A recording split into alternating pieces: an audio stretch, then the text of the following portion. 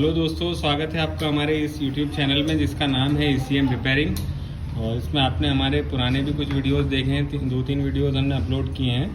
इसमें 17C55 की हमारी सीरीज़ चल रही है, तो हमने आपको 17C55 के 3 वीडियो पहले भी इसमें अलग अलग जानकारियों वाले 3 वीडियो हमने अपलोड किए हैं। और आज हम फिर से आपके लिए 17C55 के ही बारे में एक जानकारी वाला वीडियो लेकर के आए। ये ECM हमारे पास रिपेयर होने के लिए आया था, दिखा दिए ECM 17C55। ये मैकेनिक ये ECM लेकर के आया था। इसमें उन्होंने बताया कि प्रॉब्लम आ रही है कैमशाफ्ट सेंसर की, और उन्होंने नया सेंसर भी डाल करके देख लिया था, लेकिन फिर भी वो प्रॉब्लम इसकी ख़त्म नहीं हुई थी। तो उन्हें डाउट हुआ कि ये प्रॉब्लम ECM से है, और वो ECM हमारे पास लेकर के आए। हमने इसे स्कैन किया, चेक किया, तो पता चला कि ये प्रॉब्लम ECM से ही है। तो जैसे कि आप जानते होंगे, या शायद नहीं भी जानते हो तो मैं बता दूँ आपको कि कैमशाफ्ट सेंसर 3 वायर का सेंसर होता है। और 3 वायर में क्या क्या होता है, एक वायर तो इसकी सप्लाई की होती है, जो ECM इसे सेंसर को जो सप्लाई भेजता है, एक वायर उसका होता है, एक वायर ग्राउंड का होता है, और एक वायर होता है जो सेंसर अपना काम करके जो आउटपुट देता है, जो ECM को जो सिग्नल्स भेजता है, उसका एक वायर होता है। यानी एक वायर सप्लाई का, एक ग्राउंड का और एक सिग्नल का, मतलब 3 वायर होते हैं। वो 3 वायर कहाँ आते हैं दोस्तों, आज हम आपको इसके बारे में सारी डिटेल बताएंगे कैसे ये काम करता है। वो 3 वायर आते हैं ये कपलर की पिन पे। इसमें कपलर की 3 पिन यूज़ होती है। एक पिन है सप्लाई की, एक है ग्राउंड की, और एक है सिग्नल की। तो वो पिन नंबर्स हैं दोस्तों इसके 44, 45 और 46, जो पिन यहाँ पर हैं। अब ये कैसे पता चला कि ये 3 पिन है, तो ये पता चलता है हमें इसके पिन आउट्स से। जो पिन आउट्स वगैरह हम आपको दे देंगे, उसके पिन आउट्स जब हम देखते हैं तो वो पता चलता है कि 44, 45 और 46 3 पिन कैमशाफ्ट पोजीशन सेंसर के लिए यूज़ की गई है। तो उसे हम कैसे चेक करते हैं वो बताते हैं आपको।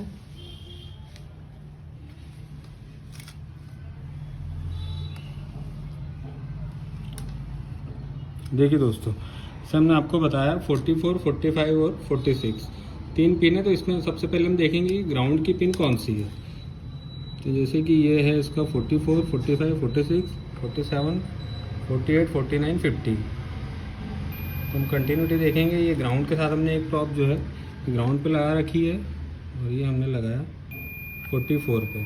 तो ये 44 नंबर पिन जो है, ये इसकी ग्राउंड की पिन हो गई दोस्तों। तो ये एक पिन तो आपकी क्लियर हो गई कि इसका ग्राउंड सही है। अब दूसरी जो पिन है, ये ग्राउंड पे नहीं है, ये ग्राउंड पे नहीं है, मतलब ये 2 पिनों में किसी एक में सप्लाई है, किसी एक में सिग्नल रिसीव होंगे। तो अब हम उसे चेक करते हैं। तो मैं आपको बता दूं कि जो इसको सप्लाई जाती है सेंसर के,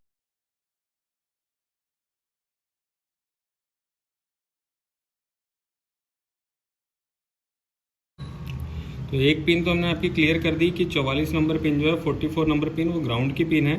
अब बची 45 और 46। तो जो इसकी 45, 46 में कोई एक पिन जो है वो सप्लाई की पिन है। सप्लाई मतलब ये 5 वोल्ट पे काम करता है। तो वो 5 वोल्ट इसे कहाँ से मिलेंगे, तो वो 5 वोल्ट मिलते हैं इस पावर IC से। ये पावर IC नंबर है 30680। इस IC से 5 वोल्ट जाते हैं कैमशाफ्ट पोजीशन सेंसर के लिए। तो सेंसर पे जाने के पहले इस पिन पे मिलेंगे आपको 44, 45, 46 3 में से कोई एक पिन। तो 44 तो ग्राउंड की हो गई, 45 और 46 बची। तो हम इसमें से चेक कर लेते हैं। तो आपको मालूम होना चाहिए कि पावर IC की किस पिन से इन पिन पे सप्लाई जाएगी। तो जैसे मैं आपको बता दूं कि ये पावर IC की 11 नंबर पिन से 5 वोल्ट जाते हैं सेंसर के लिए। तो मैं आपको चेक भी करा देता हूँ।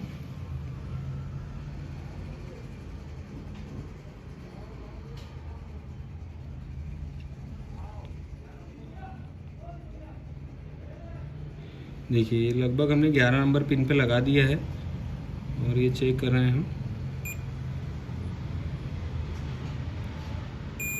देखिए ये 11 नंबर से कंटिन्यूटी मिल रही है आपकी 45 नंबर की पिन पे। इसका मतलब ये है कि 45 नंबर जो पिन है कपलर की, ये सप्लाई की पिन है, और सप्लाई है इसकी 5 वोल्ट की। और 5 वोल्ट रिसीव हो रहे हैं कहाँ से, इस पावर IC की 11 नंबर पिन से। ये हमने आपको कंटिन्यूटी दिखा दी, अभी हम उसको सप्लाई दे करके भी दिखा देंगे। तो इसका मतलब ये हुआ कि 44 नंबर ग्राउंड की हो गई, 45 नंबर सप्लाई की हो गई। तो बिल्कुल क्लियर है कि 46 नंबर जो पिन है वो पिन होगी आपकी सिग्नल की, जो सेंसर से सिग्नल ECM के लिए आएंगे। वो सिग्नल कैसे आते हैं, कहाँ जाते हैं, सिग्नल कौन रिसीव करता है, वो भी हम आपको बता देते हैं। जैसे ये 46 नंबर पिन है, तो इससे जो सिग्नल आएंगे वो सिग्नल आते हैं ये ECM का ये CPU है, 1767 CPU है। तो जो भी सिग्नल आएंगे तो वो इस CPU पे रिसीव होंगे। तो वो डायरेक्ट CPU पे रिसीव नहीं होते, सिग्नल आ करके पहले किसी ना किसी रेजिस्टेंस पे आते हैं, उस रेजिस्टेंस से फिर CPU पे मिलते हैं। तो वो कैसे मिलते हैं वो भी हम आपको दिखा देते हैं कि जैसे ये 46 नंबर पिन है। मैं आपको शॉर्ट में बता रहे हैं कि बहुत लंबा नहीं कर रहे हैं, हम आपको बिल्कुल काम की चीज़ें बताएंगे कि वीडियो लंबा ना हो। तो जो हमारा नॉलेज है, जो हमने काम किया हुआ, उस तजुर्बे के हिसाब से हम आपको बिल्कुल शॉर्ट में सारी चीज़ें समझाएंगे। तो जैसे ये 46 नंबर पिन है, इसे चेक करने का तरीका ये कि इसके सामने ये जो देखिए आप यहाँ देख सकते हैं, यहाँ दिखा देंगे, ये जो छोटे छोटे रेजिस्टेंस लगे हुए हैं, ग्रुप रेजिस्टेंस है, इसे नेटवर्क रेजिस्टेंस भी कहा जाता है। तो वो जो सप्लाई सिग्नल जो आएगा, सिग्नल आएगा पहले, सबसे पहले अगर बोर्ड में आपको सिग्नल कहीं रिसीव होगा तो इन्हीं में से किसी नेटवर्क रेजिस्टेंस में रिसीव होता है। तो मैं आपको डायरेक्ट दिखा देता हूँ कि किस नेटवर्क रेजिस्टेंस में सिग्नल रिसीव होगा। वो रिसीव होता है दोस्तों यहाँ पर, ये 46 से ये इस नेटवर्क रेजिस्टेंस पे, ये कॉर्नर वाले रेजिस्टेंस पे आपको कंटिन्यूटी मिल रही है। इसका मतलब कि यहाँ से जो सिग्नल आ रहा है वो यहाँ रिसीव होता है। ठीक है दोस्तों, देख रहे हैं आप, ये कंटिन्यूटी मिल रही है। इसके बाद इस नेटवर्क रेजिस्टेंस से इस छोर से वो निकलेगा और CPU में 5 नंबर पिन पे, ये भी आप नोट कर लें कि CPU की 5 नंबर पिन पे वो सिग्नल यहाँ रिसीव होगा। तो दोस्तों सिर्फ ये ऐसे डायरेक्ट सिग्नल यहाँ रिसीव नहीं होता, कैमसॉफ्ट का जो सिग्नल आता है इसके साथ में एक 5 वोल्ट की सप्लाई भी जुड़ी होती है। ये जैसे मैंने आपको बताया कि इस नेटवर्क रेजिस्टेंस पे यहाँ पर सिग्नल रिसीव हुआ, तो इसी पॉइंट पे इसे 5 वोल्ट की सप्लाई भी मिलेगी। वो सप्लाई कहाँ से मिलेगी, ये 46K की रेजिस्टेंस बाजू में लगी हुई है, ये देख सकते हैं आप, इससे कंटिन्यूटी मिल रही है। इस रेजिस्टेंस से यहाँ से ये 5 वोल्ट इस रेजिस्टेंस पे, नेटवर्क रेजिस्टेंस पे यहाँ आपको रिसीव होंगे और ये सिग्नल भी यहाँ रिसीव है, दोनों साथ में मिलकर आगे बढ़ेंगे। ये रेजिस्टेंस वोल्टेज को कुछ कम करेगी, जो 5 वोल्ट यहाँ था उसे ये कम करेगी लगभग 2.8 वोल्ट 2.5 वोल्ट के लगभग में, और फिर वो 2.5 वोल्ट और सिग्नल मिल करके CPU की 5 नंबर पिन पे रिसीव होंगे।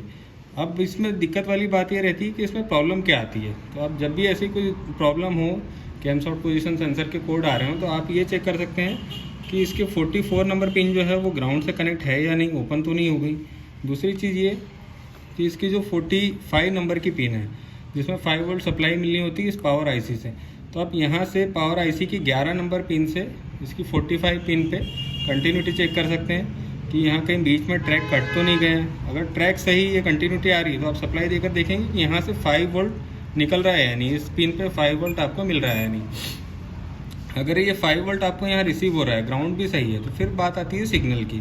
फिर आप सिग्नल का चेक करेंगे कि इस पिन से इस नेटवर्क रेजिस्टेंस पे कंटिन्यूटी आ रही है नहीं। अगर यहाँ कंटिन्यूटी आ रही है, फिर आप देखेंगे कि इस नेटवर्क रेजिस्टेंस को इस रेजिस्टेंस से 5 वोल्ट रिसीव हो रहे हैं या नहीं।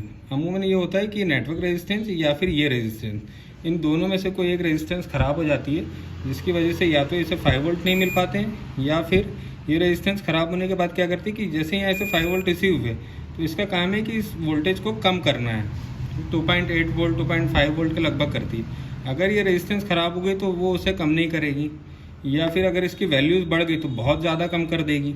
तो वो आपका सिग्नल का जो सेंसर का सिग्नल है वो इस CPU तक सही नहीं पहुंच पाएगा। तो यही प्रॉब्लम आती है। वैसे ये सेम प्रॉब्लम इस ECM में आई थी कि इसका ये जो रेजिस्टेंस लगा हुआ बाजू में 46K का, ये रेजिस्टेंस ख़राब हो गया था, इसने अपनी वैल्यू चेंज कर ली थी, जिस वजह से 5 वोल्ट जो यहाँ मिलने थे वो नहीं रिसीव हो रहे थे।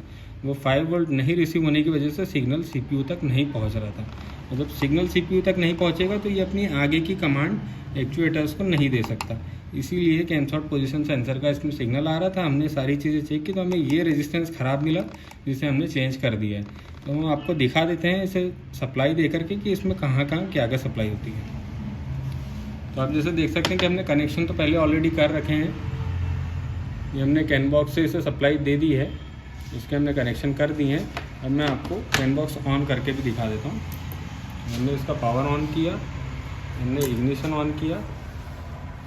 अब जैसे हमने आपको बताया था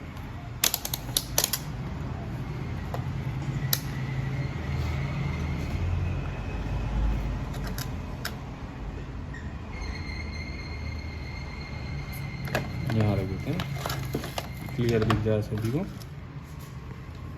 ये हमने ब्लैक प्रॉप लगा दी ग्राउंड पे, और जैसे मैंने आपको बताया था कि 45 नंबर पिन पे 5 वोल्ट आपको मिलेंगे पावर आईसी की 11 नंबर पिन से। तो देख सकते हैं आप ये 5 वोल्ट यहाँ रिसीव हो रहे हैं, ठीक है। ये आपने देख लिया वो कहाँ से रिसीव हो रहे हैं, इसके 11 नंबर पिन से। अभी चूंकि पिन बहुत बारीक है तो हम यहाँ आपको प्रॉप लगा करके नहीं दिखाएंगे, हमारे पास अभी फ़िलहाल ये मोटी प्रॉप है तो आपको यहाँ लगा कर नहीं दिखाएंगे। लेकिन ये 11 नंबर पिन से 5 वोल्ट जाएंगे जो इस 45 नंबर पिन पे आपको मिलेंगे। तो ये ग्राउंड भी क्लियर हो गया और ये वोल्टेज भी आपका सप्लाई क्लियर हो गई। अब बचा सिग्नल का, तो सिग्नल की ये पिन है और मैंने बताया था आपको कि इसके सिग्नल रिसीव होते हैं इस रेजिस्टेंस पे। इस रेजिस्टेंस को कहा जाता है नेटवर्क रेजिस्टेंस।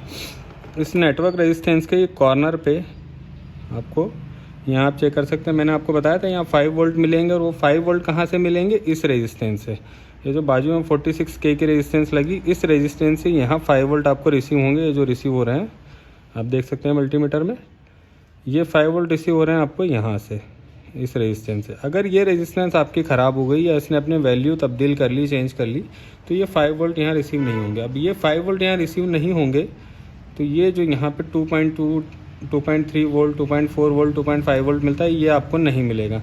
अब जब ये नहीं रहेगा तो ये सिग्नल यहाँ रिसीव नहीं होंगे। अब ये चूँकि हमने रेजिस्टेंस चेंज कर दी है तो ये बिल्कुल सही काम कर रहा है। 4.8, 4.9 वोल्ट ये दे रहा है यहाँ पर। यहाँ सिग्नल भी आ गया आपका, सिग्नल भी रिसीव हुआ, इसे सप्लाई भी मिल गई। फिर इस रेजिस्टेंस से वो सप्लाई आगे बढ़ी तो रेजिस्टेंस ने सप्लाई को कम किया, ये 2.3 वोल्ट पे किया, और ये 2.3 वोल्ट आपको CPU के 5 नंबर पिन पे रिसीव होंगे। तो ये इसका पूरा सर्किट कंप्लीट हो गया। आपका ग्राउंड भी सही हो गया, आपकी 5 वोल्ट सप्लाई भी सही हो गई, और सिग्नल भी प्रॉपर CPU तक रिसीव हो गया। तो अब आप इसे स्कैन करेंगे या गाड़ी में लगाएंगे तो ये जो प्रॉब्लम थी ये इसकी हल हो चुकी है। उम्मीद करता हूँ दोस्तों कि आपको वीडियो में जो चीज़ें हमने बताई आपको समझ में आया होगा, आपका कैमसॉफ्ट सेंसर का कॉन्सेप्ट क्लियर हुआ होगा। और आप जैसे आपने हमारे बाकी वीडियोस को लाइक किया है, हमारे चैनल को सब्सक्राइब किया, वैसे ही आगे भी नए नए हम चाहेंगे कि नए नए लोग सब्सक्राइब करें और हमारे वीडियोस को लाइक करें। धन्यवाद।